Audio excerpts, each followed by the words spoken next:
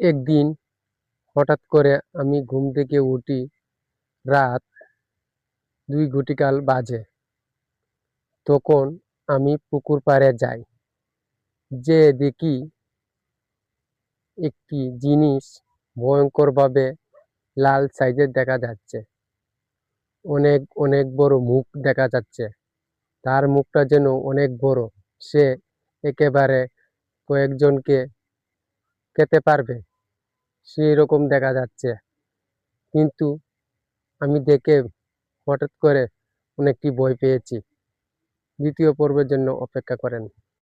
একদিন হঠাৎ করে আমি ঘুম থেকে উঠি, রাত 2 ঘটিকাল বাজে। তখন আমি পুকুর পাড়ে যাই। যেয়ে দেখি একটি জিনিস ভয়ঙ্করভাবে লাল সাইজের দেখা যাচ্ছে। অনেক অনেক বড় মুখ দেখা যাচ্ছে। তার মুখটা যেন অনেক বড়। সে একেবারে কয়েকজনকে খেতে পারবে, সেইরকম দেখা যাচ্ছে। কিন্তু আমি দেখে হঠাৎ করে অনেকটি ভয় পেয়েছি। দ্বিতীয় পর্বের জন্য অপেক্ষা করেন।